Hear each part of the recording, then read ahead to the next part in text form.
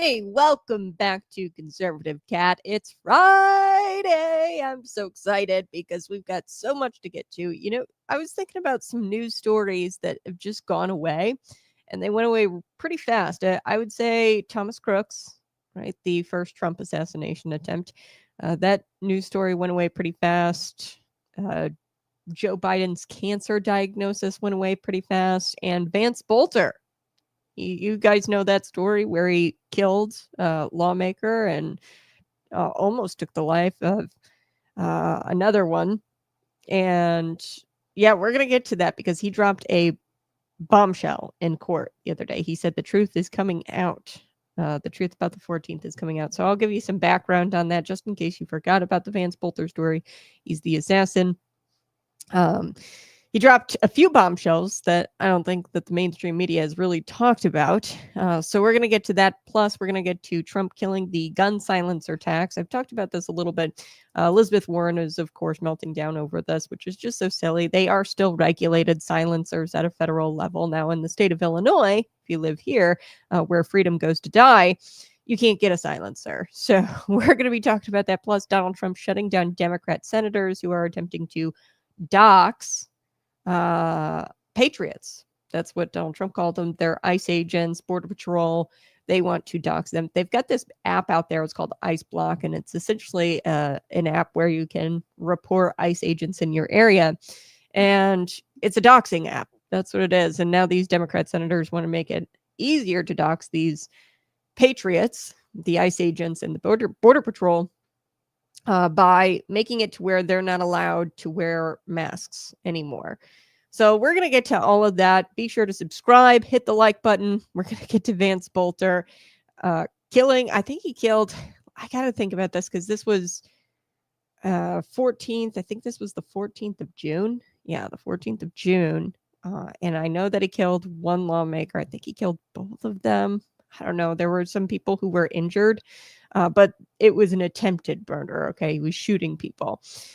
And Vance Boelter, you guys won't want to miss that story. So you're going to want to stick around for that one because it's a bombshell. He dropped it in court. And the story just gets weirder and weirder and weirder. And it's gone away. Like mainstream media doesn't, I had to really dig for this. Mainstream media does not talk about Vance Boelter. For obvious reasons. He was appointed by Tim Walz to sit on a board, the Workforce Development Council.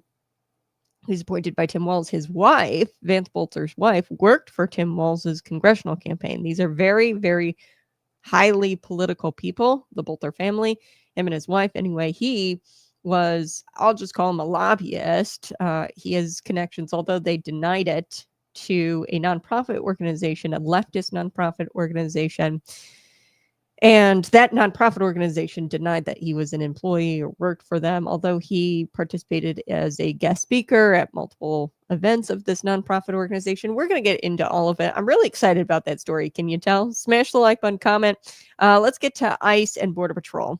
Okay, so as ICE and Border Patrol enforce Donald Trump's common sense illegal immigration reforms, which turns out to be just, enforcing current laws and the laws that we had on the books while Joe Biden was president. Who would have thunk? The left and the media, they're melting down and they're very desperate to dox these ICE agents and demonize these ICE agents and Border Patrol. So this is nothing new. Remember the Border Patrol, they had whips and they were whipping people at the border, which was not true at all. They were horse reins. So they said that they were whipping brown people at the border. No, they were riding horseback and they had horse reins. But the leftist media, the left and the media, I repeat myself, those are the same types of people. Those institutions have always gone after Border Patrol and ICE agents. This is nothing really new. But now things are getting a little shady because these Democrat senators or these Democrat lawmakers, they want to make sure the ICE agents don't wear masks anymore. So, and Donald Trump commented on this. Now, remember, the left, the media, these are the same institutions who made one guy's life a complete wreck. Douglas Mackey, you guys remember him. he was a meme maker. So he made a meme in 2016. It was against Hillary Clinton, and they prosecuted him. These are the same institutions that prosecuted that guy because he made a meme that hurt some people's feelings. Okay, so here you have law enforcement officers deporting all these unauthorized Democrats, because that's what they'll do. They'll vote Democrat, the illegal aliens. They've been imported over the last 4 years, and now you've got law enforcement officers deporting them and getting these unauthorized Democrats out of here. Now the left, similar to the Douglas Mackey case, because they don't like that and their feelings are hurt by that and their plan didn't work, okay, they are going to go after these ICE agents and Border Patrol. It's what the left always does. Because they didn't like Douglas Mackey making that meme and because it hurt the feelings of Hillary Clinton, they went after and prosecuted Douglas Mackey. Now they're going after the ICE agents because they're doing something that doesn't make them feel good, which is deporting their voter base. Okay, so our law enforcement officers are wearing masks when they're deporting people. One, it's probably for their safety. I would say that it's like PPE, protective equipment, because, you know, when you're dealing with hardened criminals and people who border jump, I'm sorry, I think that is a very violent crime.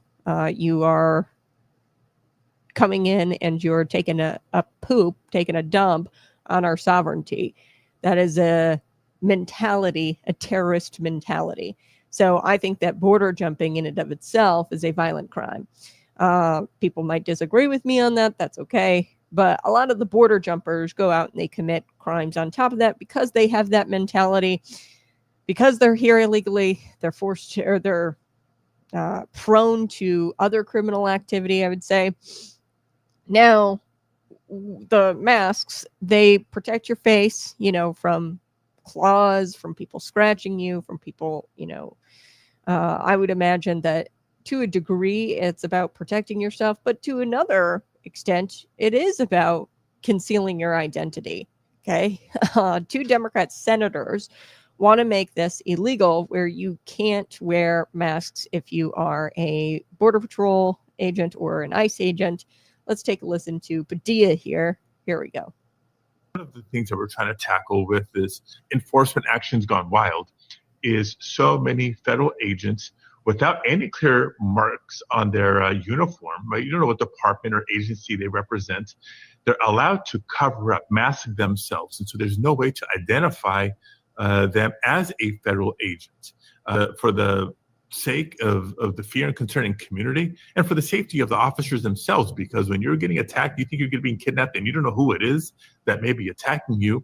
A natural instinct or urge is to fight back, you know. And so want to present this, it's a bill that I just introduced along with Senator Booker from New Jersey to require the same type of no mask and identification markings on a uniform that local law enforcement in California has had for a long time, and other federal departments and agencies require as well. One of the things that we're trying to tackle with this. Okay.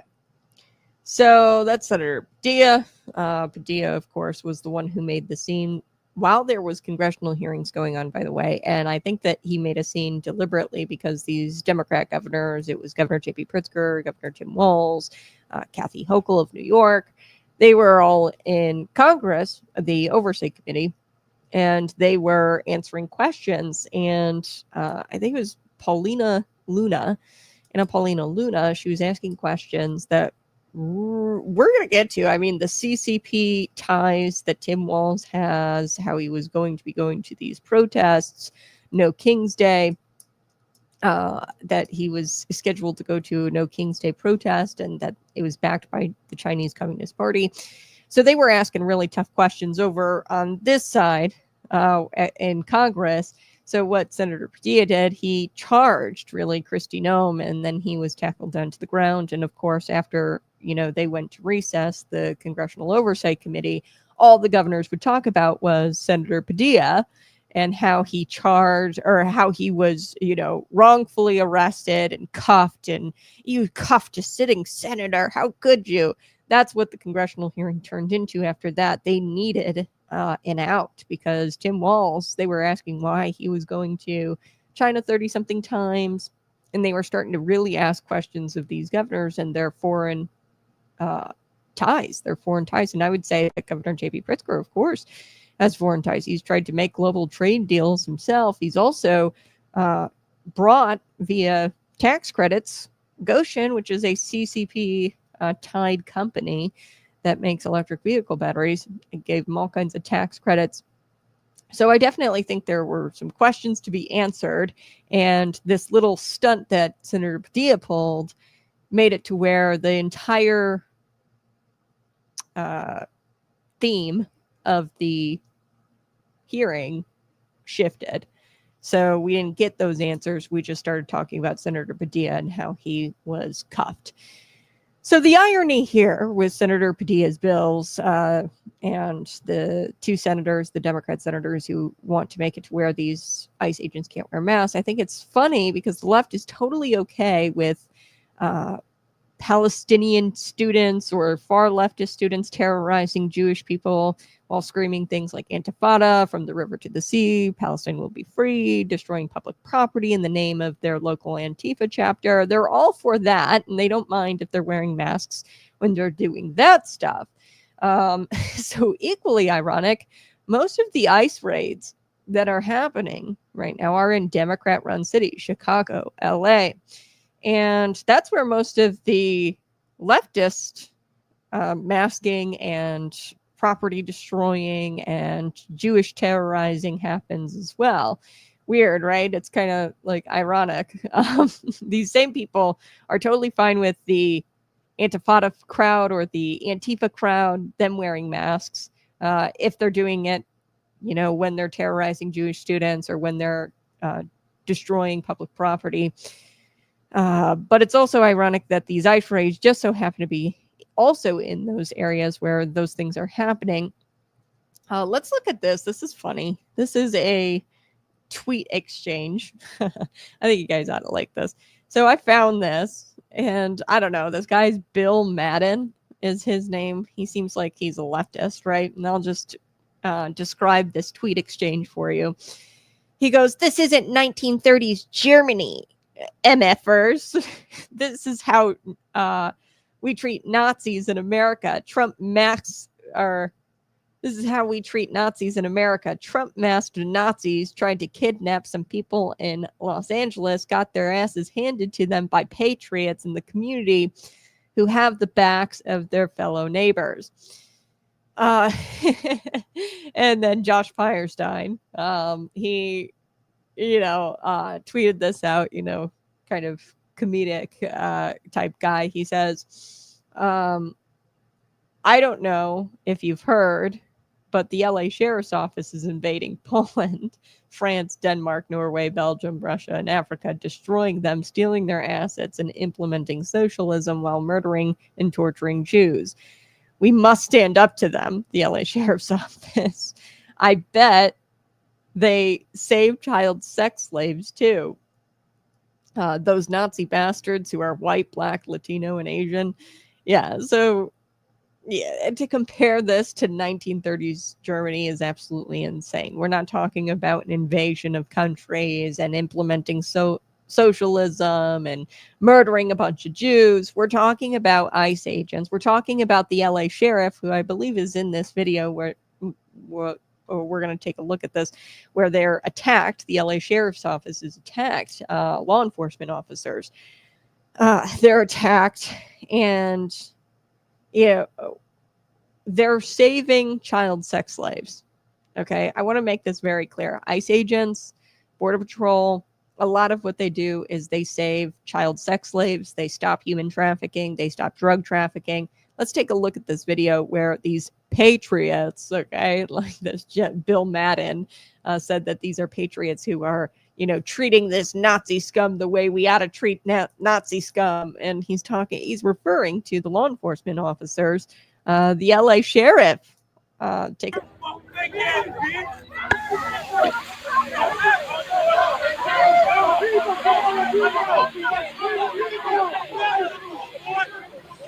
Let the madness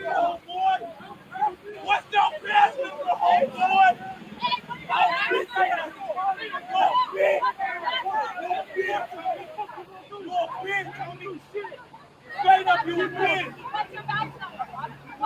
want to be white. What's your badge number? What's the badge number? Stay inside! Let them out! Badge number, you bitch! Stay inside! These people are insane. That's so weird. Where they're just screaming at this guy who's got sheriff on the back of his uniform. Okay, so he's like the LA sheriff, and they're treating him like he's a Nazi. All he's doing is saving child sex slaves and stopping human trafficking and assisting in ICE and Border Patrol. So Trump finds this amusing that these Democrat senators have introduced a bill that would make it to where these ICE agents wouldn't be able to wear masks. He finds it amusing. He points out that Democrats have a lot of bad things going on in their heads. It's sort of funny when people, picket in front of Columbia and in front of Harvard, and they've got masks on and they torture Jewish students. Nobody complains about that, right? But when a patriot works for ICE or Border Patrol, puts on a mask so that way they won't be recognized, and where their family won't be later doxxed, apparently there's a big problem with that. So I'm going to share with you Donald Trump's comments. Peter Doocy, he talked about Cory Booker and Alex Padilla having this new bill out that would require Border Patrol and ICE officers to have legible IDs and to stop covering their faces.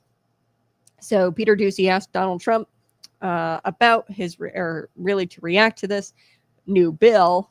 Cory Booker, Alex Padilla, take a look. Two Democratic senators now, Cory Booker and Alex Padilla, have a new bill out. They want to require CBP and ICE officers to have legible IDs, and they don't want CBP or ICE officers covering their faces.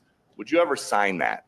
Well, they wouldn't be saying that if they didn't hate our country, and they obviously do. I'm surprised that they would do it, knowing a little bit about them. I don't know them well, but these officers are doing a tremendous job. They're great patriots. If you expose them because of statements like have been made by Democrats and others on the left, usually, mostly, I think probably exclusively, you put them in great danger, tremendous danger. And it's sort of funny when people picket in front of Columbia, in front of Harvard, and they have masks on, more than masks. I mean, you can't see anything. Nobody complains about that.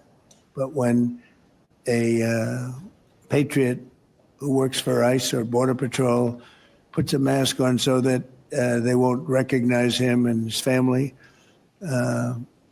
so they can lead a little bit of a normal life after having worked so hard and so dangerously, there's a problem with that. So they have this is the problem with the Democrats. They have a lot of bad things going on in their heads. They've really become they've lost their confidence, number one, and they've become somewhat deranged. I want to do whatever's necessary to protect our great law enforcement people, and they are right at the top of the list. There you have it.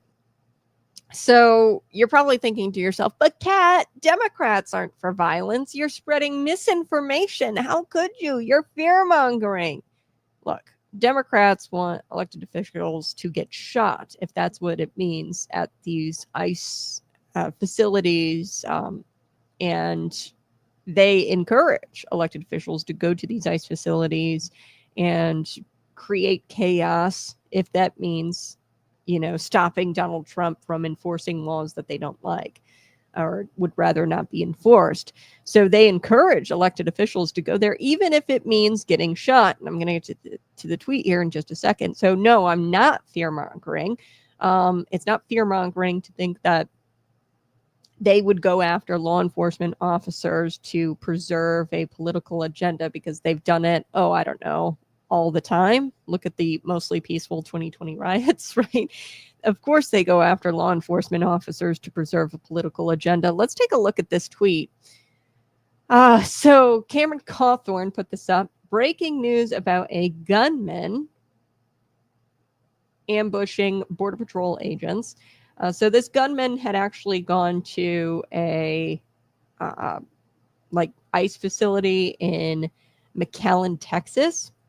Okay, so 3 federal and Texas law enforcement sources tell me, this is Bill Malugin in a tweet, that there was an active shooter with a rifle and tactical gear. They ambushed Border Patrol agents as they arrived to a Border Patrol annex facility in McAllen, Texas this morning. Local police and federal agents returned fire, killing him. I'm told this was a purposeful ambush attack against federal agents. Press conferences later scheduled for this morning. No federal agents were injured. I'm told that a McAllen police officer may have been shot, but his condition is stable. So I'm not fear-mongering. This is going on. I'm not spreading misinformation.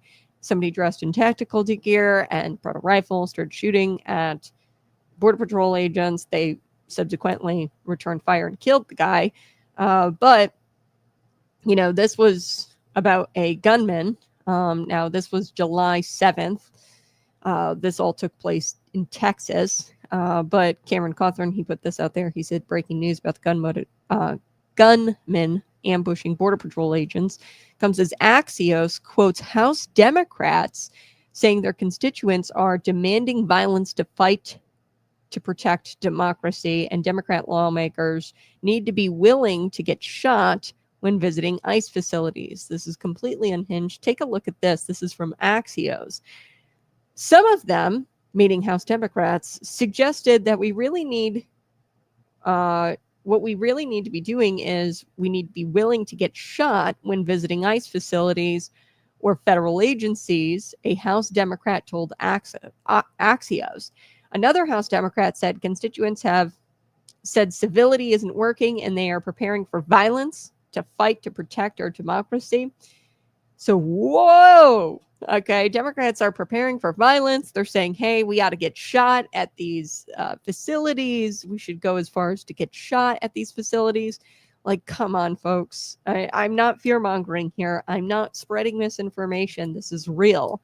And this is something to consider when we're going into the midterm. So you might be tasked with re-electing Eric Sorensen. You might be tasked with electing... Now, Axios didn't name the House Democrats. I don't know what ones actually said that, but you need to know that this is the sentiment of the Democrat Party. They are saying, hey, we would rather, go to these ICE facilities and get shot than have Donald Trump enforce laws that we don't like. I mean, that's their attitude about this whole thing. And we need to consider that going into the midterms. And how dare you elect a Democrat when this is their position? When they say that, we need to prepare for violence to protect democracy. Okay? If Democrats get control of the House and Congress, besides, making up another BS reason to impeach Donald Trump, they are going to come after anyone who works or supports him. Okay? They're going to come after ICE agents. They're going to come after that. Day one, they'll probably make it to where these ICE agents don't have to wear masks, and they'll pass that bill. And then we'll have ICE agents and Border Patrol not wanting to do those jobs anymore because they're doxxed and they're unsafe. So we'll have a shortage of Border Patrol agents and ICE agents. ICE officers are going to be first on their list, the types of people they'll go after once they come into power. So we need to keep the midterms in mind. We need to understand that the Democrat Party has this position of violence, and you can't elect them. I do have to take a quick break. We're going to be back. I'm going to talk about the silencer tax and how it is dead. It's gone silent. The silencer tax has gone silent. But the war on gun rights is not over. This didn't go far enough. This is the one big beautiful bill. It scrapped the $200 federal tax on firearm suppressors and short-barreled rifles. But it didn't go far enough. And I'll tell you why here in just a second. You're listening to Conservative Gap.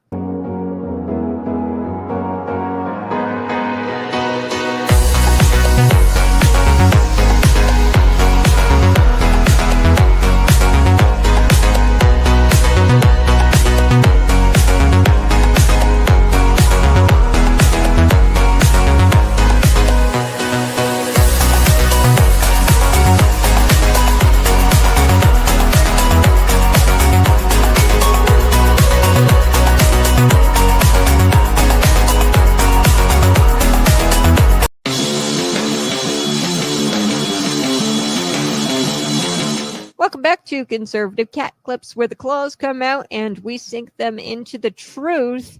The litter gets cleaned and the rats are exposed. I'm your host, Cat. Today we're looking at Michael Madigan and how his crooked political machine never really died. It just changed suits and it just kept cashing the checks. You remember Michael Madigan, right? He's served as Illinois House Speaker for 36 years, master of backroom deals. He was the saint of pay to play. Folks, he's under federal indictment, and was convicted. Racketeering, bribery, corruption. The machine he built, though, is still humming along. So let's break it down. His legacy was not just about power, it was a blueprint. We kind of saw it in central Illinois, McLean County. Allegedly, they were using taxpayer resources to campaign for a referendum to eliminate the county auditor. And I'm not calling out just Cassie Taylor and Elizabeth Johnson. This kind of stuff happens all the time in Chicago. And there's this story of the Chicago Federation of Labor, too, still backing candidates who never have once condemned Michael Madigan's corruption because they're too busy inheriting his infrastructure. The Chicago Federation of Labor. Many Dems in Springfield still operate under the old rules. You play nice with the insiders, you get the funding. So the Chicago Teachers Union, in exchange for favorable legislation, they back the politicians who are favorable to them while legislating. I mean, that's just the way it is. It's just got different look to it. The nonprofit organizations, ICER, the Immigration Project, they get checks. I mean, within a 7-month period, there was ICER who got like $63 million or something from the comptroller's office in vendor payments from the state, which is an insane amount of money. But they like hide behind these hashtags and halos now. And this whole idea of using public employees for campaign work, lining your own pockets, and punishing anyone who talks, yeah, that is classic machine politics, and it was all inspired by Michael Madigan.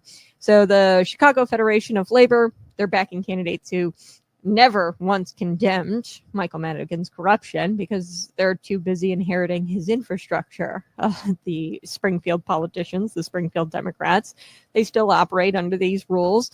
Step out of line, your campaign money dries up. Okay, if you step out of line with what these unions or with the nonprofit organizations want, your campaign money is going to dry up. Meanwhile, the Illinois taxpayers are left with the same outcomes: crushing property taxes, pension debt, and through the roof, 130 billion, 140 billion, wherever it's at now, and favoritism baked into legislation, like the recent law letting politically connected developers fast-track zoning in affordable housing zones. Okay, translation: you pay more while they cash in.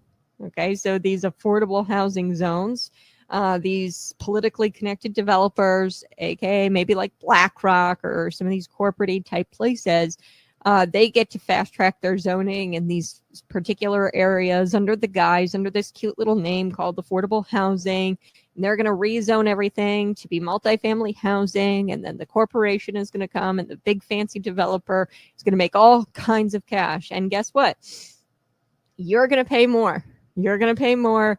Your property values are going to go down because this was originally zoned for single family and they changed it to multifamily, and you're the one who is left picking up the tab, the taxpayer, the average working, hardworking American, hardworking Illinoisan. So that's right. The faces have changed a little bit after Michael Madigan has been indicted and he faces sentencing now that Madigan's gone.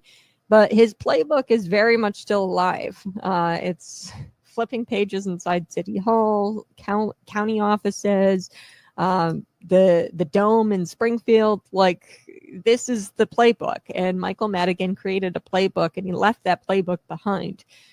Governor J.B. Pritzker, who played dumb during the whole ComEd scandal thing, he was never once condemned. And he's never really once condemned the Democratic machine and how that propped up Madigan for decades. My Governor J.B. Pritzker hasn't made any kind of meaningful ethics reform. So he's still doing this, under his watch. ICER got $63 million. It's a nonprofit organization from the government directly. This is what we know. through vendor payments, and that's your taxpayer dollars going to a group who is providing legal aid for illegal immigrants, but they're doing it with your taxpayer dollars. And then in turn, ICER goes out there and starts endorsing Democrat candidates who would create the legislation that gives them the grants in the first place. So this is Conservative Cats, and I'm reminding you that you don't drain the swamp by removing one alligator. You torch the whole nest, okay? And here in Illinois, we need a torch, and we need it to stay lit, okay? And we have to break the cycle of machine politics. You keep getting taxed, you keep getting lied to, you keep getting sold out, one crooked public servant at a time. Until next time, stay loud, stay sharp, and stay clawed in. This has been Conservative Cat Clips. Hey, welcome back to the Conservative Cat Show. We've got so much to get to today. I promise I am going to get to Vance Boelter. He dropped a bombshell in court. Now, the mainstream media news has not picked up this story at all. So I'm going to provide you some new details and some old details about Vance Boelter. We know that he was an appointee of Tim Walz. We know that his wife worked for Tim Walz's congressional campaign, I think back in 2008. So something came out in court, federal court, the other day, and the feds want this thing, and I'll get to why the DOJ wants it as well, because this story is a ticking time bomb. I mean, this is getting weirder and weirder by the second, this story with Vance Boelter, who had tragically killed lawmakers of ours. And we're going to get to that here in just a second. But first, today's episode, I do want to talk about the silencer tax and how the silencer tax is dead now. So they just scrapped the $200 federal tax on firearm suppressors and their silencers and short-barreled rifles. Now, gun rights folks are celebrating, some of them, but hold your freedom champagne, because we're going to do some digging here, because the ATF still has its paws on your gun cabinet. Okay, and Elizabeth Warren, she of course melted down over this, which we're going to get to this clip here in just a second. But one thing is clear, this tax was never about your safety. Silencers, they are protective equipment, okay? They protect your ears. This is a little metal tin can on the top of your barrel, okay? So it's not anything that's super scary. I think that a lot of people, when they hear silencer, they think John Wick movies. Relax, okay? So the $200 tax on suppressors, that came from the 1934 Firearms Act. Now, back then, $200 was the price of like a brand new car. That's not regulation. That's economic disarmament, okay? Where you are making it to where it's economically impossible to arm yourself, okay? Especially if you've got multiple guns and you need multiple silencers. Now, I know they make universal ones, but this tax wasn't designed to keep you safe. It was really just designed so legal gun owners couldn't get silencers, and really it's protective equipment.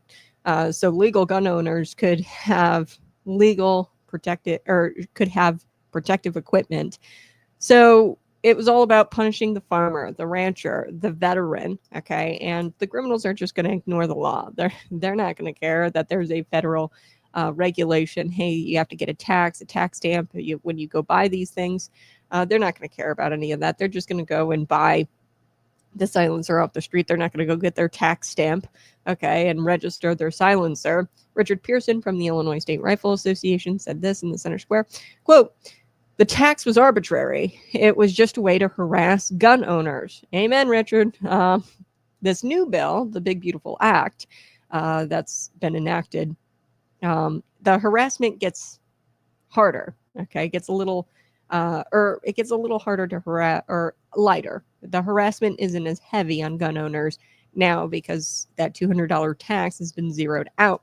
Now let's talk about the left outrage. Okay, so this was prior to the bill's passage. Elizabeth Warren, breathless and bug-eyed in this viral video, was saying, Donald Trump and Republicans, how could they have included this in the big, beautiful bill? They slashed taxes on gun silencers. Violent criminals are going to be able to get these things easier. Let's take a listen. Here we go. Silencers. Gun silencers actually make it harder for police to respond to deadly shootings because police can't figure out where the shot is coming from or where they need to respond. Seems like something we should have more laws around, right? But that's not even the debate in Congress right now. Donald Trump and Republicans just included a section in their big, beautiful bill that would slash taxes on gun silencers and slash restrictions on purchasing them. This gun lobby tax break means it'll be easier for anyone to get access to one of these things, violent criminals included. It's horrifying, and it will make us all less safe. This bill is still being debated in the Senate right now, and I'm Okay, so the bill is passed. Okay, so that's Lizzie Warren. Well, we'll continue. She says a couple of other great liners here. Take a going look. to use every tool I have to get this provision removed from the bill.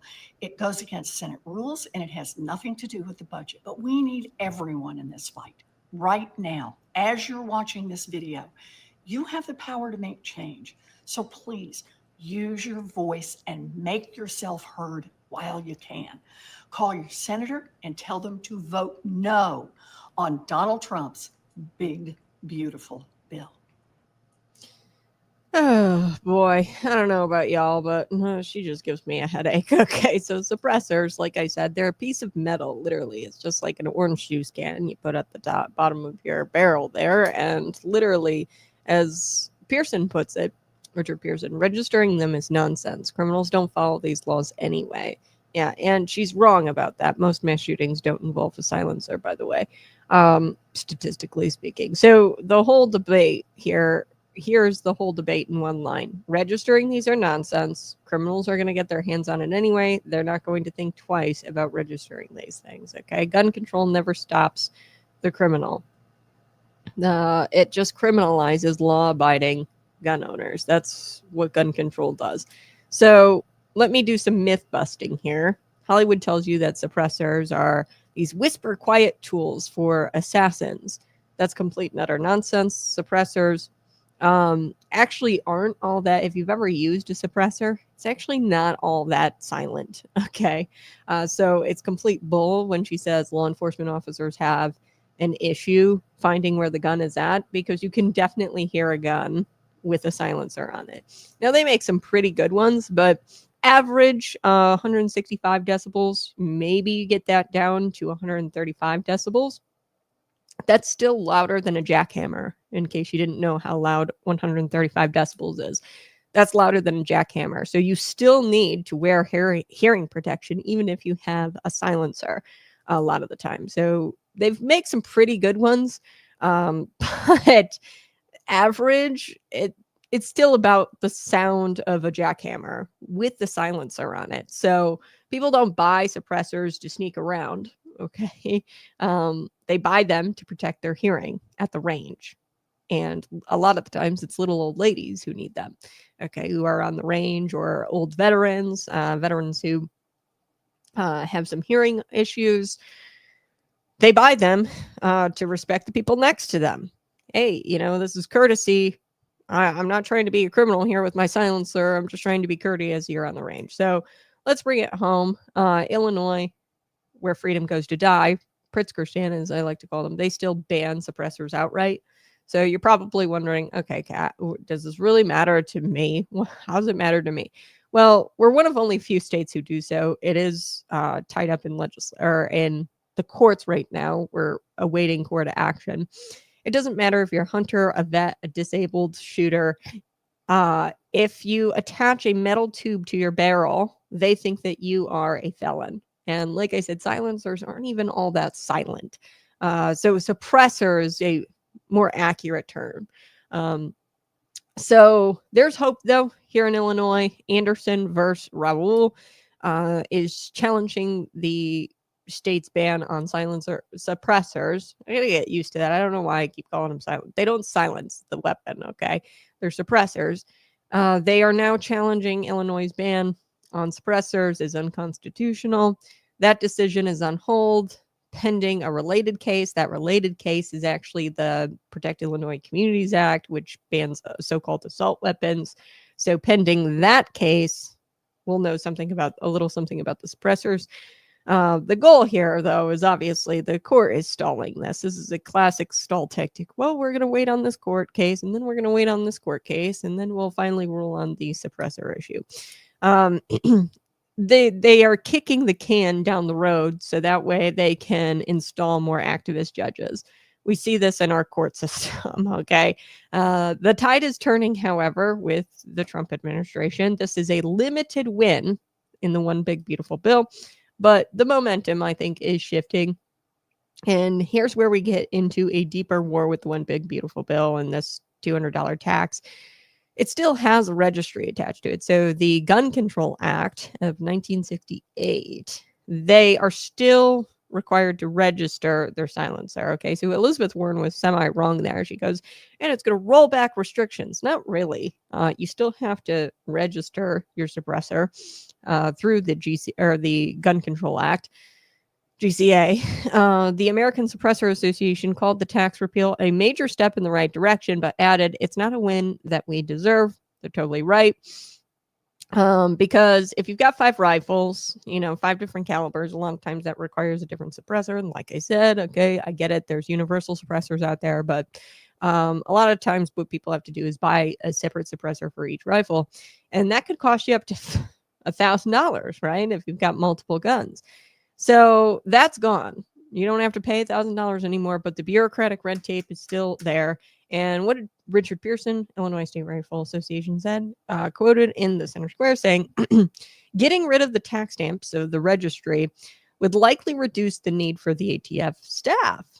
Totally. Because think about this. Okay, they get rid of the $200 tax. That's going to be quite a bit of money because, a lot of people have a lot of guns. They have a lot of suppressors, law-abiding citizens, right? They go and they pay their taxes. They get their tax stamp. They're going to lose a lot of that revenue. So, but yet they're still enforcing this registry. That's why I think the registry is going to be obsolete here pretty soon, because they don't have the funding to keep this registry going, to keep the ATF staff on that registers, because they got rid of the taxes that are designed to sustain that program, the restriction program on suppressors. So this isn't just about gun rights. It's about the size of government. So if they get rid of the taxes, eventually I think that they're going to have to reduce the size of the ATF, or at least the department that deals with the restrictions on the suppressors.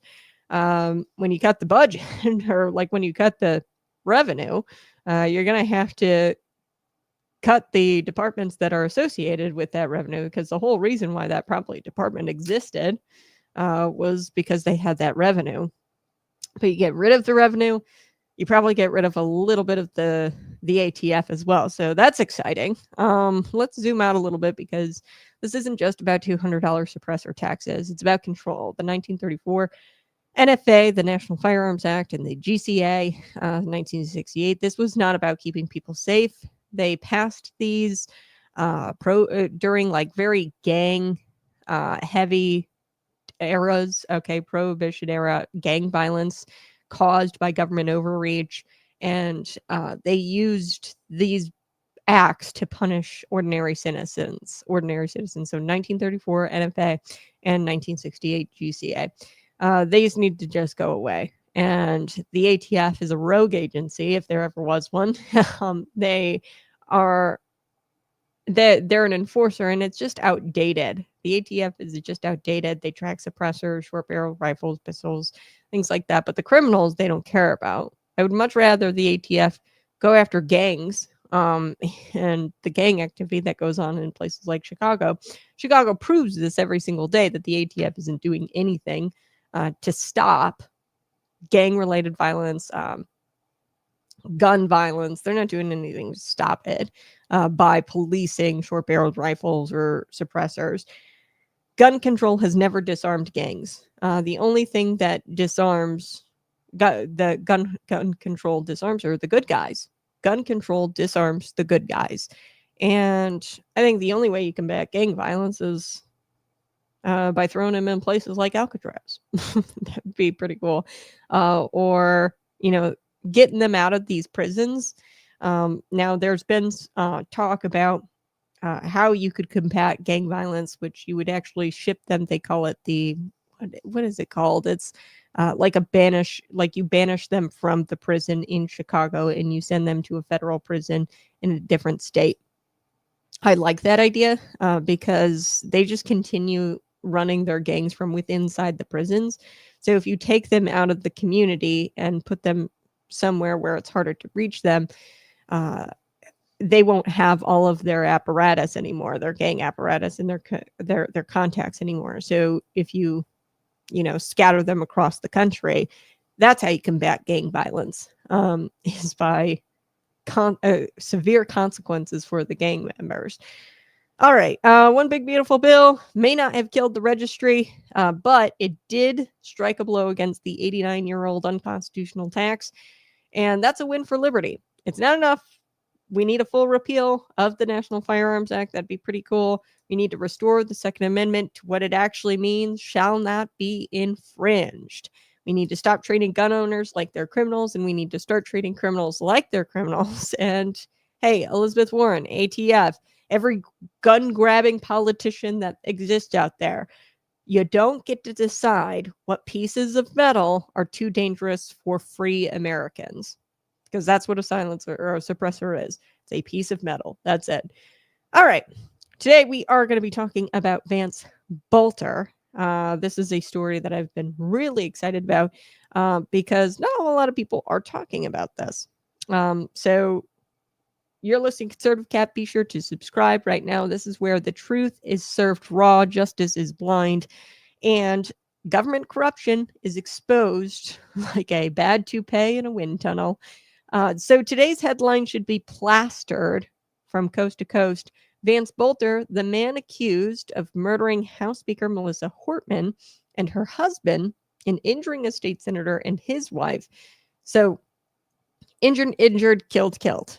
But he went after a state senator. He went after the House Speaker Melissa Hortman and gunned these people down. I would say attempted murder on the senator and his wife. Murder on Melissa and her husband. He came out and he claimed, Vance Boelter came out and claimed that he was hired by Minnesota Governor Tim Walz to go assassinate U.S. Senator Amy Klobuchar. Okay, to go assassinate lawmakers. Now, that's not conspiracy theory. That's not parody. This is a real courtroom quote. He claimed the guy involved with the Minnesota politically elite, Tim Walz. He was appointed by Tim Walz. His wife worked for Tim Walz's congressional campaign. He came out and claimed that Tim Walz had hired him to go and kill Senator Klobuchar. What? So we're going to get to that here. Don't miss a single second of the show. I'll be right back. Be sure to subscribe.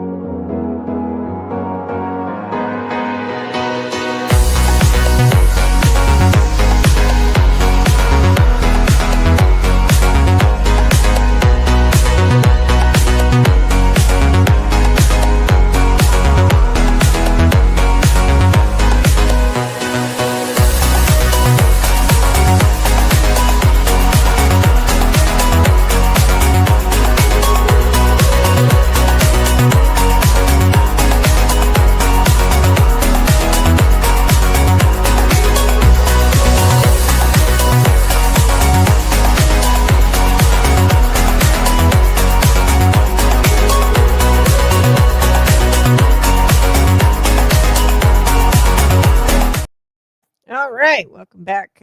Go ahead, subscribe to the channel right now. Let's take a listen. This is the only reporting that I've seen on this. He came out in open court as well and said that the truth is going to be coming out, and he is excited about the truth coming out about the 14th of June, where he went after Melissa Hortman, another state senator in Minnesota, Melissa Hortman and her husband, and the state senator and his wife.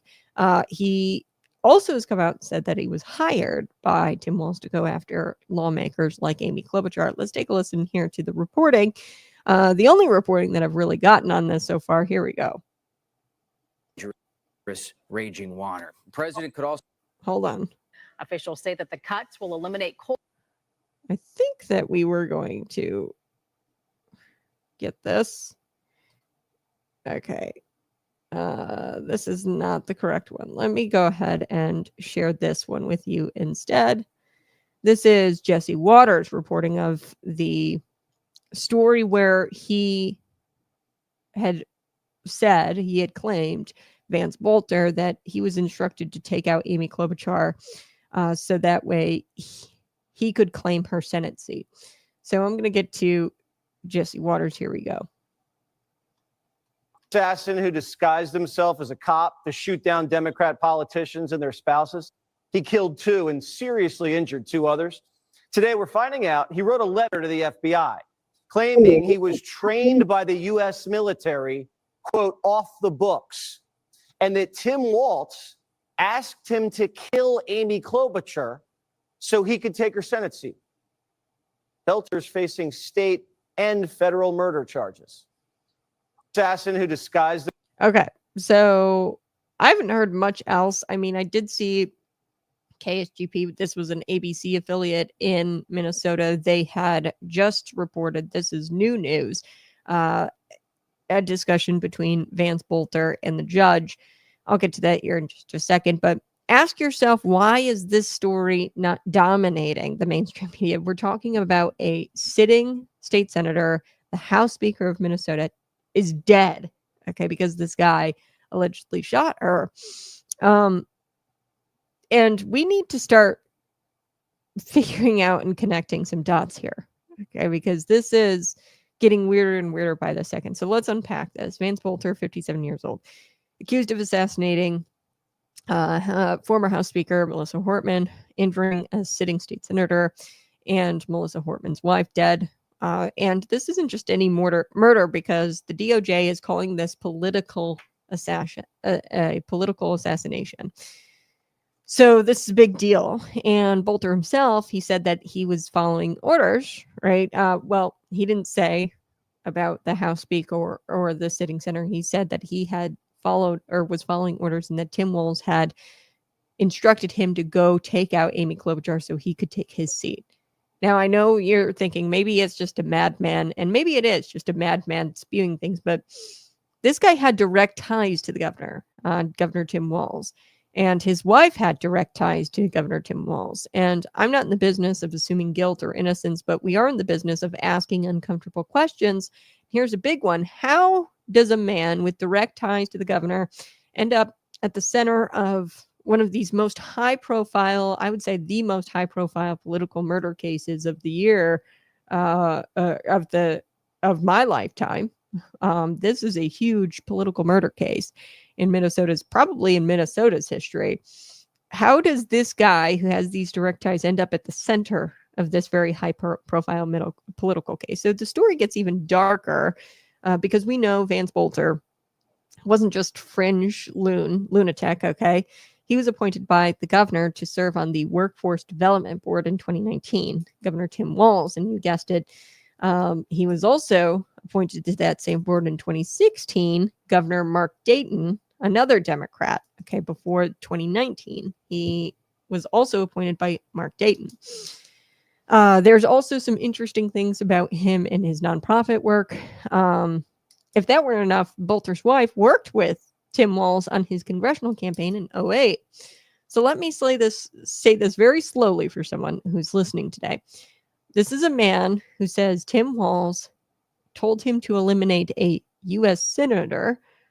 He was appointed to a state level position, and his own wife helped get that same guy, Tim Walz, elected to be a member of Congress, to be a congressman.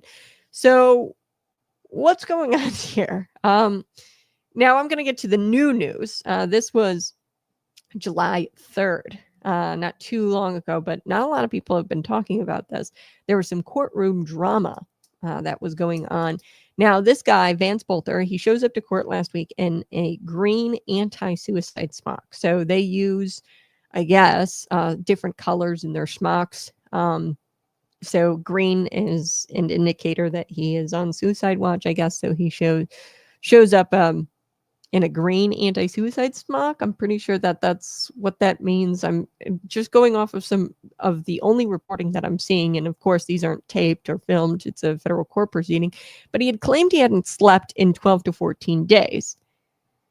Okay, to the judge, he says that the lights are on 24/7. He's got no pillow and loud noises are constantly waking him up. Vance Boelter. So he's painting himself as a victim here. Now, whether this stuff is true, I don't know. And now the sheriff, Joel Brott, came out and he had some receipts. He said security footage shows him resting peacefully several times. Well, he says, the lights are on 24/7. He says he hasn't slept in 12 to 14 days. Maybe they selectively showed some security footage of him, sleeping on some days, but other days he wasn't. And they say he's being treated like any other inmate. I would believe this, but I'll never forget when they caught the guy, Vance Boelter, their reaction. So the sheriff had put on social media, "We got him," or something like that. And this is the face of evil. Okay. And most law enforcement officers understand that innocent until proven guilty. And they posted on their Facebook page, this is the face of pure evil, and went really, really far with it. That alone, I think, would be maybe not enough for a mistrial, but it's going to be definitely helping this guy in his defense. I would imagine they're going to gather that for his defense because they're trying to say he's guilty without actually proving it. Okay. The guy had a mask on, by the way, Vance Boelter. The story's just so weird. I don't quite understand how the facts about this case because nobody's really reporting anything that makes a ton of sense. So the guy had a mask on, okay? And then the sheriff's office made a Facebook post as soon as they caught him that this is the face of evil. We caught him and yada, yada, yada. So I want to believe the sheriff, Joel Brott, when he comes out with the receipts and says, oh, no, he's being treated like any other inmate. I want to believe that. But you guys have already kind of showed a bias with that Facebook post saying that this is the face of evil, which if we prove that, yes, he did kill it, yes, that is the face of evil, but we haven't gotten there yet. He still has to answer for those crimes and prove his innocence or prove his guilt innocent until proven guilty. So Sheriff Brott, he says it's too late to complain now about the conditions in which he has put himself. So again, I am definitely anti-criminal, okay? And this is, I believe, I don't know what's going on here. He had ties to foreign governments as well, Vance Boelter. Got no clue what's going on, but it's really shady stuff. And it looks like an act of this is the kind of stuff you'd see from your foreign adversaries. It also happened on No King's Day. He had No King's Day flyers in his car. And we know that the No King's Days protests are funded by foreign adversaries. We know this, and that makes me wonder, was he acting at the behest of an adversarial government to take out our political leaders? I don't know. But these are uncomfortable questions we should be asking, right? This guy executed, allegedly, elected officials. And if he wants sympathy, for his bedtime routine or wants a warm blankie, I am going to be the first person to say, no, this guy's a criminal. Like, you need to treat him like a criminal. But the bias that has already been shown towards Vance Boelter, which is unusual, I would say that most law enforcement officers don't. They definitely understand the judicial, the justice system. Hey, the innocent until proven guilty. And they refrain from saying things that are indicative of guilt a lot of the time. They're very careful with their words. They'll say things like suspect. They'll say things like allegedly. So, yeah, I don't know. Maybe he is just a madman and he wants to complain about his little blankie, and, that would just be terrible. But I don't know. We'll have to see what happens in this court case because it's getting really interesting. And here's another interesting thing that happened in court. So he said that he's being treated poorly in prison. Okay, number one. That's the new information. 12 to 14 days. He said he didn't sleep. Their lights are on 24/7. He's in an anti-suicide smock, like a green smock. I don't know if that means like the color is indicative that he's on suicide watch. I don't know. But Minnesota, this is not Minnesota's case. So I want to get to the federal prosecutor here in court explained that this isn't just a murder case, okay, that this is a political assassination, and that is why the Department of Justice is stepping in. So that is what the prosecutor said. But if you want my opinion, I think that the DOJ is stepping in because they always control the narrative in weird stories like this. So Thomas Crooks, the weird Idaho furry shooter that had shot these, I think it was firemen. Really, really weird story there. The DOJ always steps in when it's like political like this. And I don't know if it's them. Maybe they don't want Minnesota to try this case because, you know, there's a lot of connections here. He's got connections to Walz, Dayton, Klobuchar. He's got connections. His wife has connections to Walz. And, you know, some stuff might be coming out, you know, if Minnesota were to try this. And if the DOJ gets it, they could shape those charges, the evidence, and, you know, conceal maybe even certain truths. So in the interest of the nation. Okay, so maybe that's what the DOJ is doing. Like they're handling this with kid gloves because there is a national interest. And let's not forget the DOJ is also considering the death penalty, so they probably want this guy to go away. This case is radioactive. Okay, the feds want to contain it before it detonates, which is probably why the DOJ wants it so badly. It's politically motivated, they say. So let's be blunt. The political system is very corrupt and it's too powerful to fail. And Tim Walz, a man who says, you know, let's trust the science and let's silence dissent. You know, this was during COVID. And now he's at the center of a murder scandal involving a man he appointed. The same Tim Walz who oversaw some of the harshest lockdowns in America, puts men's tampons in women's bathrooms, stood while Minneapolis burned down to the ground, who protected abortion on demand, protected illegal immigration. He finds himself now, Tim Walz, tethered, whether by truth or coincidence, to an accused political assassin. And the media, they're not talking about this. I don't know. They're the state lawmakers, they're MIA. Democrats, they're pretending it didn't happen. I'm not seeing a whole lot. I saw one news outlet report on this recent court hearing that had happened where he, you know, accused people of treating him poorly in prison.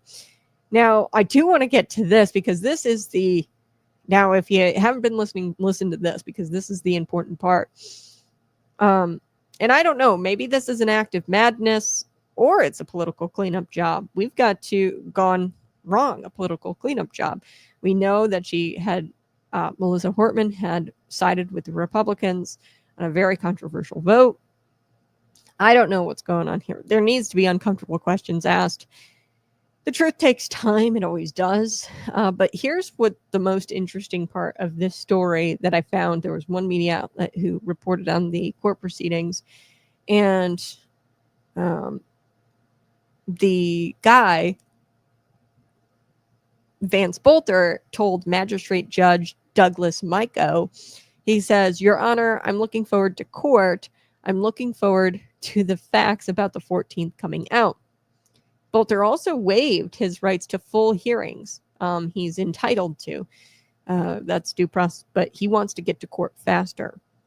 He says, "I want to get to court faster where the truth can come out. I think Minnesotans want to know what's going on." Whoa. So Vance Boelter said that in open court. He's not wrong. I would say that a lot of people want to know what's going on. I'm here for it. I want to know what's going on. I want to find out what the hell is going on. This is a really weird story because Governor of Minnesota, we can't deny that he's got some sort of role in this or some sort of like questions to be asked. Okay, because he's enabled violence in the past. And we know that he participated in No King's Day, and this guy had No King's Day flyers in his car. He was appointed by Governor Tim Walz. His wife worked for Tim Walz. I mean, what's going on here? If the DOJ is working hard to hide these answers, shame on them. We need these answers to be revealed. I don't care what's in the best interest of the nation. We need the truth.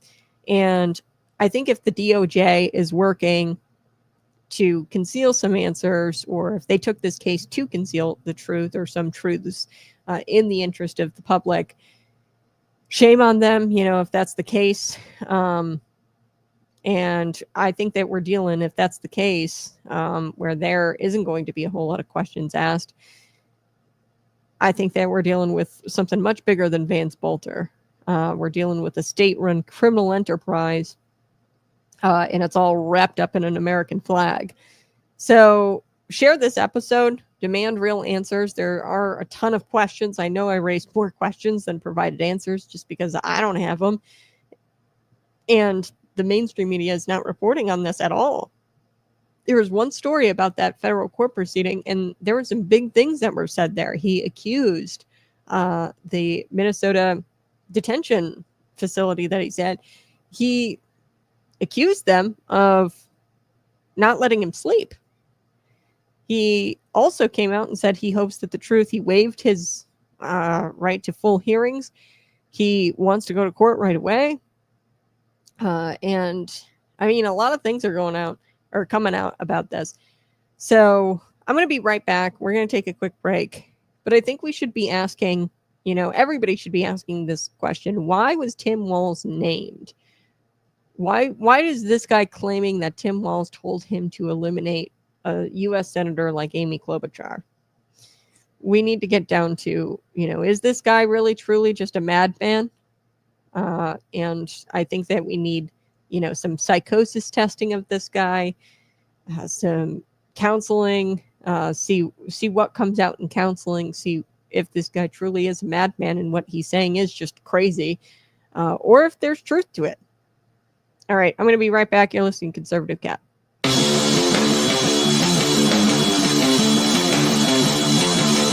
Welcome to Conservative Cat Clips, the show that cuts through the noise with claws out truth and unapologetic common sense.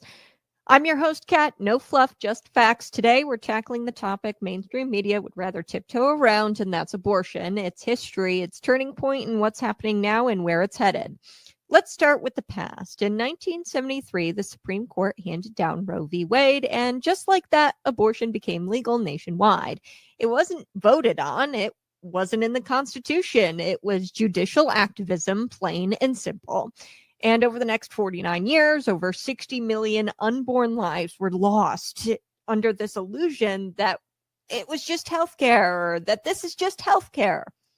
Fast forward to the game changer, June 24th, 2022. Dobbs versus Jackson's Women's Health Organization. The court finally corrected course, overturned Roe, and returned the power back to the states. Cue the media meltdown. But guess what? That's what democracy looks like. Local, real control. Right now, it's a state-by-state battle. Red states are passing laws to protect unborn life, some with heartbeat bills, others with total bans. Blue states, on the other hand, are sprinting forward, abortion on demand, some even pushing abortion access up until birth. That's not progressive, that's extreme. And here's where it gets even messier. Abortion pills. The latest front in this fight. The FDA greenlit mail-order abortion pills with almost no oversight. Think about that. A teenager can get these powerful drugs sent to her door without even seeing a doctor. Safe? Hardly.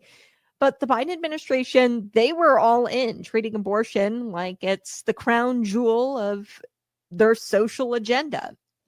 What's next? The future of abortion is being written right now.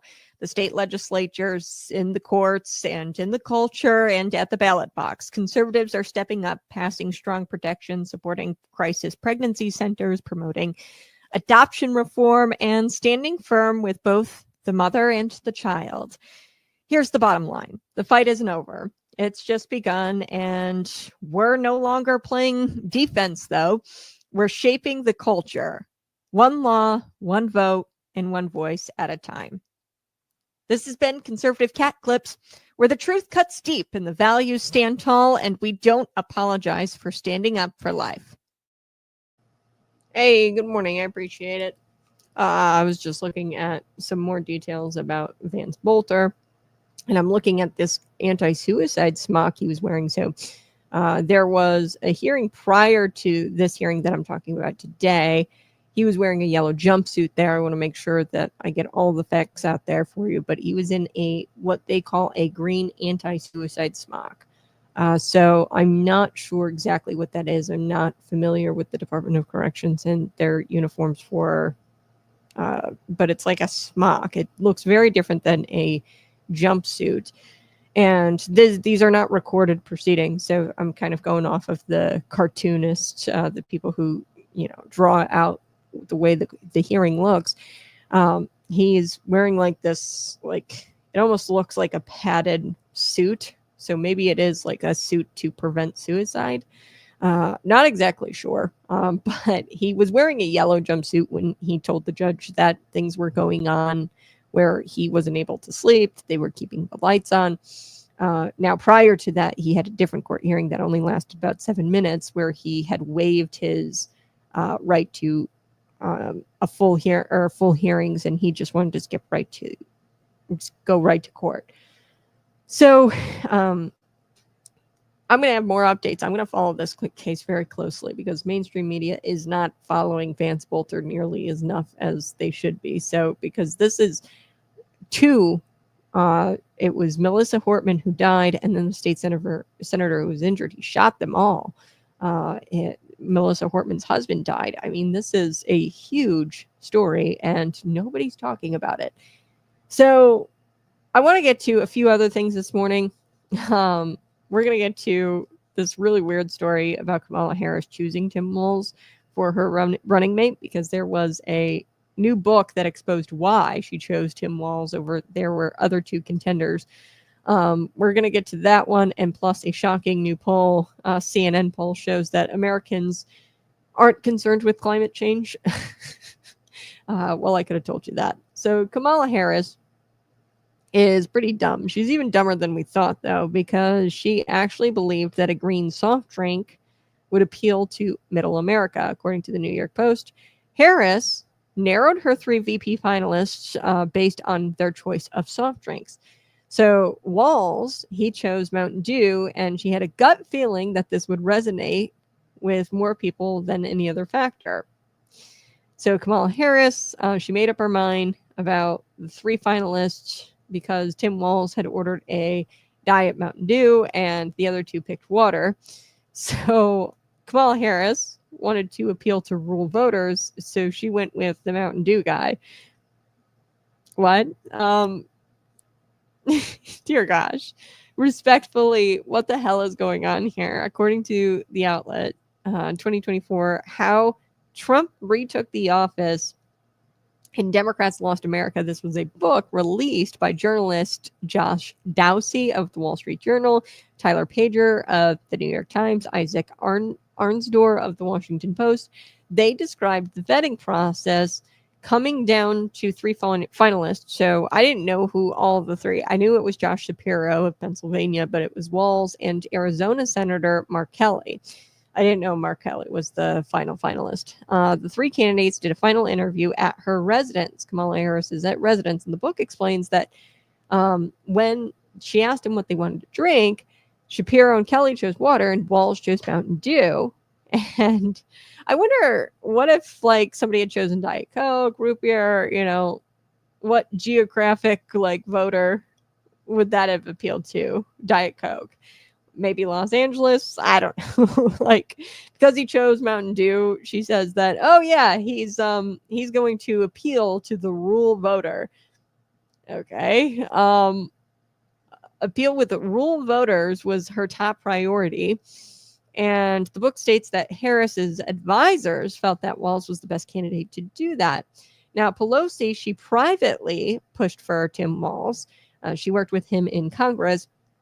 But the book said that the former House Speaker said, quote, the pitch for Walz was straightforward. He could appeal to white voters across blue wall states like Wisconsin, Michigan, and Pennsylvania, and hopefully help Harris with male voters.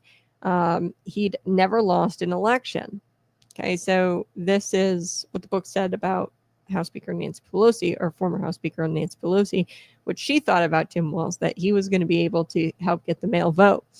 Now, if Diet Mountain Dew is supposed to appeal to white rule men, why doesn't it appeal to white rule men, right? Okay, so he doesn't appeal to them, okay? And selecting Diet Mountain Dew is not indicative that you can resonate with those people. I don't know. It's just very surprising.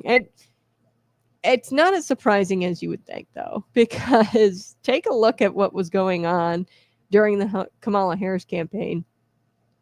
They had much of a focus on snacks during their campaign. They attempted to use snacks to connect with the American people. Take a look.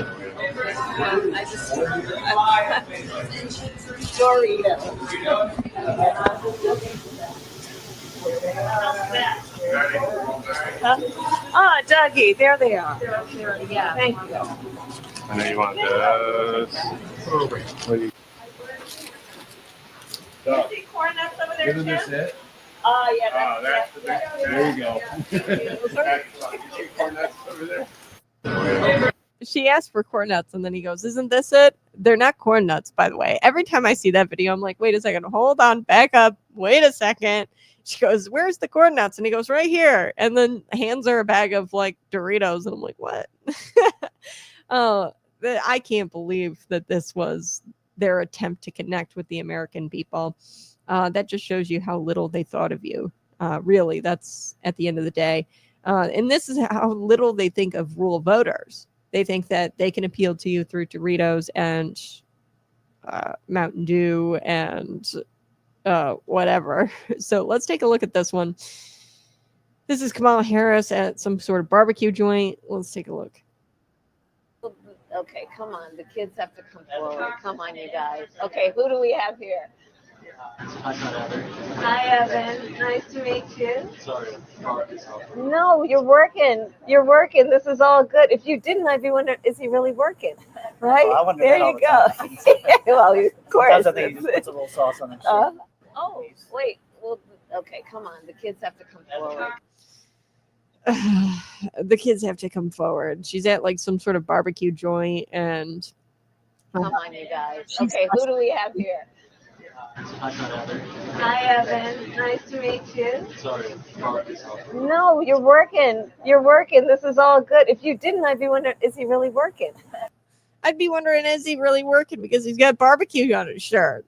Oh, God. I don't know. She's just so unrelatable. And I don't know. That's how little they think of you. These people could care less about this type of nonsense, okay? The American people couldn't have cared less. Yet she made her deciding factor for her VP, for her running mate, about a diet soda beverage. I mean, you really can't make up that level of foolishness. They genuinely believe that trivial things like Mountain Dew, Doritos, that resonates with Americans. And I don't even think that really resonates with a ton of Americans. A ton of Americans know that stuff is crap for you. And they're not like, oh, cool, my president, she eats Doritos, I'm going to vote for her. Like, nobody ever thinks that, okay? They clearly want to know her positions. They wanted to know her positions on inflation, the border security. And that shows how little they thought of the voters, really, like, that she made her selection based on Mountain Dew. And this came out in a book recently, that she made her VP selection. It all came down to the fact that Tim Walz, over the other two, chose Mountain Dew. And this shows how little they thought of you, how little they think of our country. And it's hard to believe that this woman could have been the leader of the free world. And the fact that she secured a spot at the ballot box on the ballot itself is scandalous. I can't believe that this woman was the gal. Nonetheless, here's my advice for the next Democrat candidate. maybe your favorite beverage isn't much of a concern to the American people, and you should probably focus on your positions and policy surrounding things like inflation and border security. And I want to, I do this on Conservative Cat. We dig into scripture a little bit because, well, Kamala Harris is busy deciding the future of her campaign based on whether grown men prefer Mountain Dew or water. The Word of God gives us a much deeper and frankly wiser perspective on leadership. So remember Samuel 1 verses chapter 16 verse 7. God sent the prophet Samuel to anoint the next king of Israel. Jesse lined up all of his sons, and in that moment, Samuel saw Eliab, a tall, strong, good-looking one, and he thought, surely the Lord's anointed is before him. But what did God say? Do not look at his appearance or height of his stature, because I have rejected him. For the Lord sees not as man sees. Man looks on the outward appearance, but the Lord looks on the heart. And then, of course, we know David is anointed by Samuel. So, see, Kamala Harris and her campaign, the clowns there, they were all about, soda preferences, vibes, and things like that. But the God of, the Bible, and the God of the Bible is calling us to look much deeper into our leadership, look into the character, look into the integrity, and look to see if that leader has the fear of the Lord. And the Bible is crystal clear. Wisdom begins with the fear of the Lord. Proverbs 9, verse 10. But the modern left fears nothing. Not God, not truth, not consequences. They fear focus groups and losing Twitter likes. Okay. And that's why they think appealing to rural voters means choosing a guy who sips Mountain Dew instead of bottled water. That's why they're more focused on the clicks and the outwardly appearance of what Tim Walz looked like. Okay, so in identity politics, it's the same thing. They were more focused on Kamala Harris's skin color than her integrity and her vibe, rather than her integrity. Friends, the fruit of godless leader. This is the fruit of godless leadership, where you have people who get into these positions like Kamala Harris, not because they're God-fearing Christians, but rather because they have this outward appearance. And it's the same spirit that drove the Pharisees to obsess over ceremonial hand washing while plotting murder in their hearts. It's the same blindness Jesus condemned in Matthew 23:24 when he said, "You blind guides, you strain out a gnat but swallow a camel." That's what this is, straining out a gnat, obsessing over what drink might impress the farmers of Michigan. Okay, they're straining out a gnat, where they're obsessing over the stupid little drink that might impress the farmers of Michigan, and they're swallowing a camel, whereas the borders, collapsing cities, mutilating children's bodies in the name of progress, these are all issues that are huge camels. They want to strain out a gnat but swallow the camel, right? Kamala Harris didn't just insult rural voters by selecting her VP based on a beverage choice. She revealed what the ruling class actually thinks about America. And she thinks that we're simpletons. She thinks that these elites think that we can be bought off with a can of soda or a bag of Doritos and a campaign smile. Okay. We don't care about snacks. We care about security. We care about values rather than vibes. Okay. Scripture tells us that God is about raising up leaders, not based on polls or Pepsi preferences. Okay. But based on righteousness, truth, and servant hearts. So if you're listening today and you're wondering what kind of leader the country needs, or what kind of leader your state district needs, look not at a drink menu, but look and see if that person has Jesus Christ, and Jesus Christ is whom they ultimately serve. Okay, they are an ultimate servant of the King. So Mountain Dew won't save us, the living water will. So I want to switch gears here. Let's talk about CNN. CNN admitted the obvious here. It's that people don't actually care so much about which way the wind blows and about climate change. I don't know about you, but I rarely think about climate change. It's not really a pressing issue for me, and it's not a pressing issue for most people. So CNN just admitted that. Who would have guessed that? Me. Okay, it turns out climate change is not a top concern for Americans. We are going to be getting to that here in just a second. Smash that like button, share this out with your friends, subscribe to the channel. I'll be right back. Check your blind spots. Men love to call things out. Weakness, hypocrisy, failure. We're wired to spot threats and take action. But Jesus didn't say, never judge. He said, judge not, that you be not judged. Why? Because judgment without humility is a trap. It turns you into a sniper with a log jammed in your eye. Matthew 7 hits hard. Jesus calls out a man who sees a speck in his brother's eye, but ignores the plank in his own. He's not saying, don't correct. He's saying, clean your lens first. Self-examination before confrontation. It takes guts to get real with your own sin, to admit you've gone soft, to face your pride, lust, laziness, or bitterness head on. But that's what real men do. They sharpen themselves before they sharpen others. Jesus didn't just want behavior police. He wanted heart warriors. Men who get the plank out, then humbly help a brother see clearly. Men who don't just flex spiritual authority, but walk with spiritual maturity. In verse 6, it's about discernment. Don't toss holy things to pigs. Don't waste truth on ears that mock it. Know when to speak. Know when to walk away. Before you blast through your next workout, check your form. Same with life. Patriot Pump fuels clean, focused energy, but you've still got to show up. Power with purpose. Clarity with strength. That's how you train. That's how you lead. Hey, welcome back to Conservative Cat. Happy Friday to you. I'm going to grab some of your chats.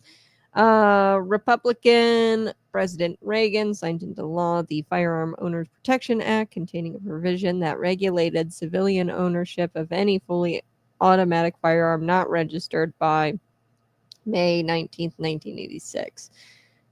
Signed into law the Firearms Owner Protection Act, containing a provision that regulated civilian ownership of any fully automatic not registered by May 19th, 1986. Was not a pro-2A. Republicans are not pro-2A, yeah. I would say that the Reagan, as well as President Donald Trump, you're exactly right. President Donald Trump was against bump stocks. He did something with the bump stocks. Bump stocks is, just another accessory, much like the silencers. We had talked about that earlier today, where there was a $200 tax, federal tax on silencer suppressors. And like I said, they're not really silent. People think John Wick movies and like trained assassin type movies, Hollywood will have you believing that it's like super silent. It still sounds like a jackhammer when you put a silencer on it, okay? Most people don't have like the top tier silencers, which makes it a little bit quieter. It's like 135 decibels or something. You can get it down from 165 to 135. Still really loud. Donald Trump is not pro-2A. Yeah, I would say most Republicans are not pro-2A. And I wanted to bring this up because, you see, and I love Mary Miller, think that she's a great congresswoman. There's some things that she does that I don't like. For example, the cannabis industry, right? They have been trying to regulate at a federal level the hemp producers. And I think that we should just outright ban marijuana completely. Okay. It should have never been legalized here in the state of Illinois.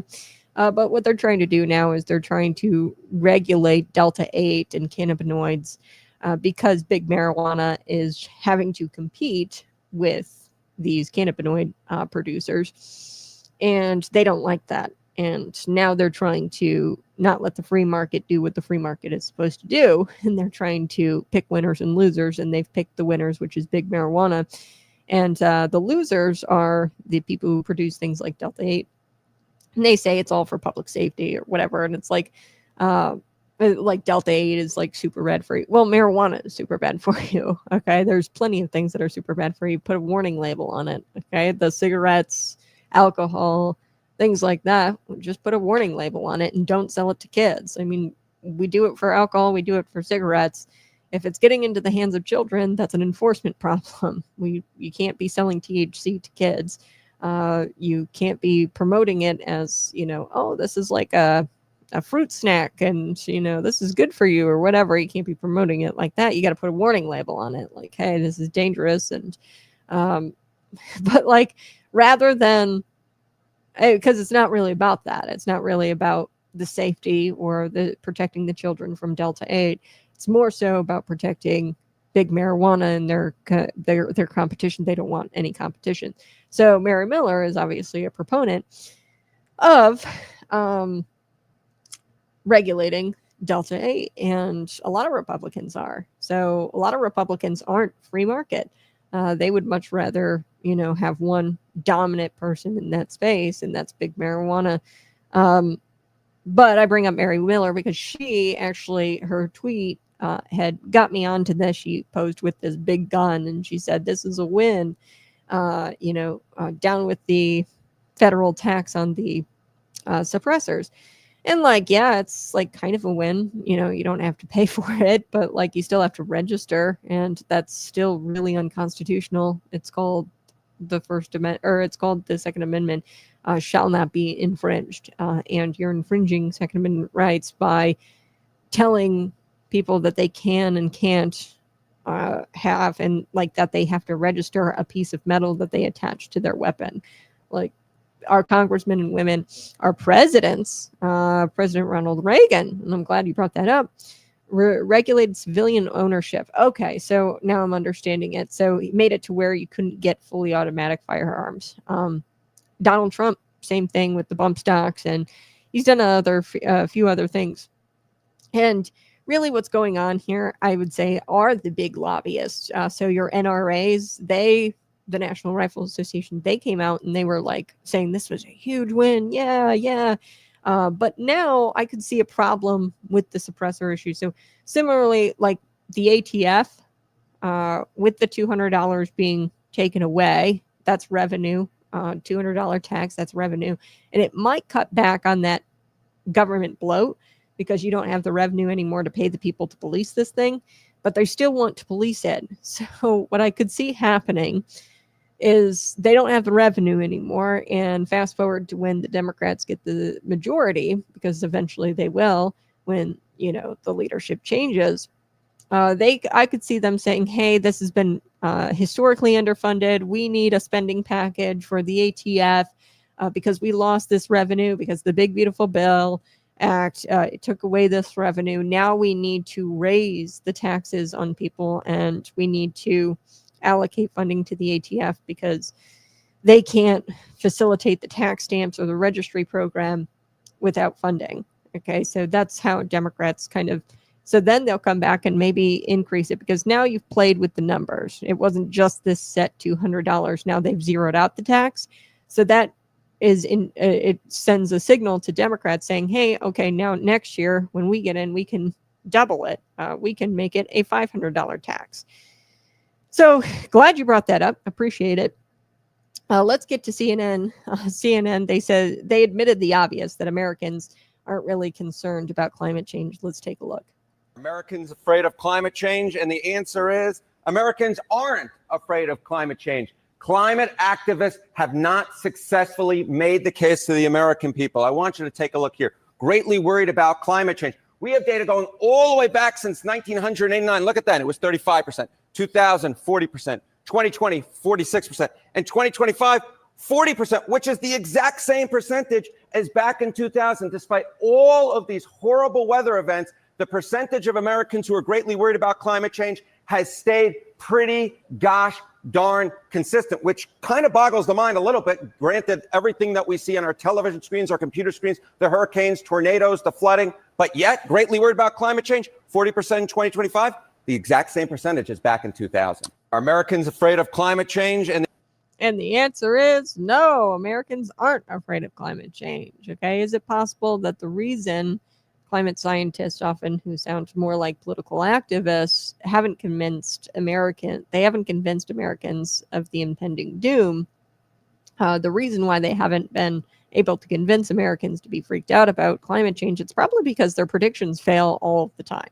None of their predictions come true. And I'm pretty sure that the world was supposed to end 5 times by now.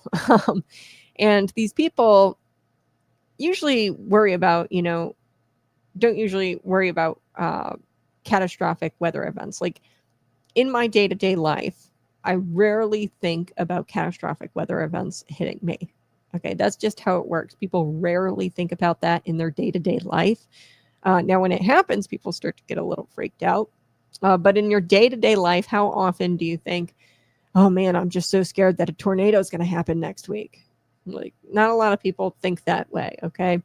Now, natural disasters, devastating. Our response should be prompt and should be full force. FEMA, there should be full force response, from federal government, state government, local government when natural disasters hit. I 100% believe that. But, they expect you to hand over your hard-earned cash to the government in hopes of controlling the direction of the wind and researching. Bottom line, you can't research it, okay? They're natural disasters. They happen naturally, and there's nothing you can really do about it. That's why people aren't really worried about it, because it's out of their control. Okay, and I'll get to this biblically here, because God says that the world will end. This earth is going to pass away. The word is forever. This earth will pass away, and people, I think, know that. Like, scripture is kind of hidden in your heart. People know that, hey, the world will eventually end, and I take great peace with knowing that this is out of my control and it's really in God's hands, the natural disasters. So I'll get to the scripture here in just a second, but a lot of these climate alarmists, they make claims and then they expect you to hand over your hard-earned cash to change the direction of the wind. And there's no real way to change the direction of the wind or weather patterns. You can't control it. That's all in God's control. This is natural disasters we're talking about. It happens naturally. AOC, think about it. She says that we're all going to die, and then we don't. And then she says it again. And she insists that the only way in surviving the end of the world would be to hand over your taxpayer money to the government, so that way they can try to figure out how to change the direction of the wind. Now she has shown us no evidence that weather is going to kill us. Okay, completely and wipe off the earth. She has shown us zero evidence of that. I want to share this clip. This was in January of 2019 of AOC. Here we go. And we're like, the world is going to end in 12 years if we don't address climate change. And your biggest issue is how are we going to pay for it? And like, this is the war. This is our World War II. And we're like. So again, she has shown zero evidence to show that, like, she knows that this is going to end in 12 years. I think we've got like 6 years left or something like that. Nobody knows the time or hour when the world will end. Okay. And God is in control of all of this.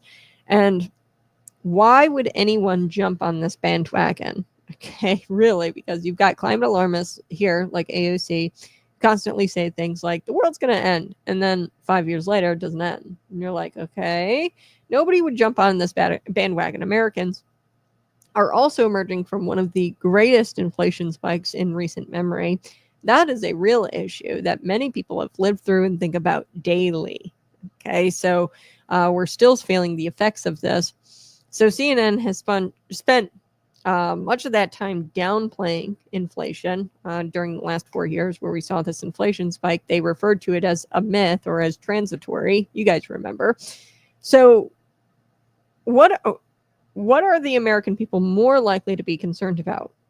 Predictions of catastrophic weather events that have never happened and haven't happened yet, or the are they going to care more about the very real economic hardships and pain they experience on a day-to-day basis? Record high inflation.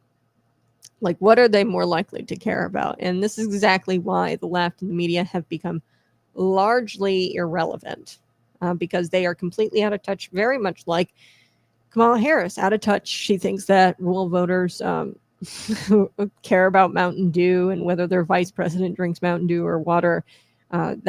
She thinks you're a simpleton. Okay, Kamala Harris and the left and the media, I repeat myself, they've become largely irrelevant, the left and the media, because they're so out of touch with real issues and everyday Americans. They've got no idea who you are. Now let's bring this to the Word of God for a moment, because CNN, finally admitting what you and I already knew, is that Americans don't lie awake every single night thinking about their carbon footprints. The Bible gives us real answers as to why these fears or these fear campaigns fall flat. So let's look at the Bible. You see, the modern climate cult isn't new. So this kind of fear-mongering, it's been around for centuries. In fact, Jeremiah 14:14 warns us plainly. Then the Lord said to me, the prophets are prophesying lies in my name. I did not send them. They are prophesying to you false visions, worthless divinations, and delusions of their own minds. Sound familiar? Right?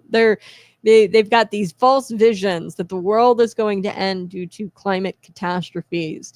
And this is exactly what we're seeing today. False prophets in lab coats on TV screens declaring doom and destruction with dates and graphs and demanding your money and your obedience, all while they fly around on a private jet or buy a beachfront property, okay? And they're hypocrites. Of course, you're not going to buy into the climate hysteria. So they don't even believe their own message, but they want you to believe it because they're false prophets. In their eyes, man controls the climate, which is just anti-Christian.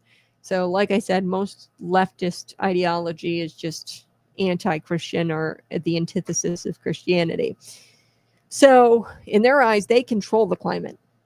Man controls the wind, but Scripture tells a very different story. In Job 38, when God finally answers Job and takes him out of the storm, he says, quote, where were you when I laid the foundation of the earth? Have you entered the storehouses of the snow or seen the storehouses of the hail?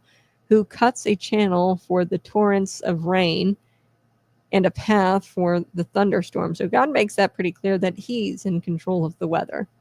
Okay, not Al Gore, not Greta Thunberg, not AC. Man doesn't move the jet stream. God does. Okay, so God is pretty clear that he is the guy who controls weather. Okay. Now, should we be stewards of the earth? Of course, we should be good stewards of the earth. That's in Genesis. That tells we're told to steward the earth. But stewardship isn't the same as worship, right? We shouldn't worship the earth. This is a false idol. We're stewarding the earth. That's where the left has crossed a line. They are worshiping the earth rather than God. And they're not saving the planet. They're serving a false god, a green globalist idol. And they sound the alarms about the temperatures. They ignore, really things that would help the climate. So, for example, hexane, and getting that out of our food. That is a very pollution-dense chemical that they're using in our food processing companies. And they are releasing that hexane. There's no reason for soybean oil. Okay, get rid of it. Okay, we shouldn't even be processing soybean oil. It's not good for you. Beef tallow, right? Butter, natural fats, even like oils from olives, coconut oil. That stuff is all right for you. But seed oils, soybean oil, peanut oil, all of that stuff, no. This stuff is terrible for you. And it's terrible for the environment to make that stuff. Terrible for the environment. Have you ever seen a lithium field compared to an oil rig out in the field? Okay, there's cows all around the oil rig out in the field. And then you look at a lithium mine where they're mining for electric vehicles. They dig out this giant crater to mine these precious minerals. It's dangerous, and then they use child labor on top of that. So that's not being good stewards of the earth. A lot of the green weenie nonsense is actually bad for the earth. So they've got no concern for the truth. They've got no concern for rising crime, no concern for the unborn, the breakdown of the family, just panic over polar bears and your gas stove. Jesus warns us about this misplaced priority in Matthew 23:23. Woe to you, scribes and Pharisees, hypocrites! For you tithe mint and dill and cumin, and have neglected the weightier matters of the law, justice and mercy and faithfulness. Today, you could make a modern equivalent. Woe to you, climate prophets of CNN, for you ban straws and tailpipes, regulate tailpipes on trucks, but ignore the justice of God, the truth of his word, and the suffering of his people. So you want to fix the climate, you have to start with the spiritual climate. You want peace in the storm, stop looking to Washington and start looking to the one who calms the sea. The Bible says, it does not say, in wind turbines we trust, okay? The name of the Lord is a strong tower. The righteous run to it and are safe. Proverbs 18:10. So let's not run to Washington to keep us safe from the world ending and give them our taxpayer dollars to get them to change the direction of the wind. Let's run to the Lord, who is the strong tower and who is the one who controls the weather. I proved that in Job. And he's the one who knows the time or hour of when the world will end. So just run to him and you're going to be just fine. All right. I think that's going to do it for us today. Appreciate you being here. Smash that like button, subscribe to the channel. We'll be back on Monday, bright and early. Be sure to subscribe. 6 a.m. to 8 a.m. It's a daily show. Follow me on Twitter, Facebook, and Rumble. I'll see you guys next time.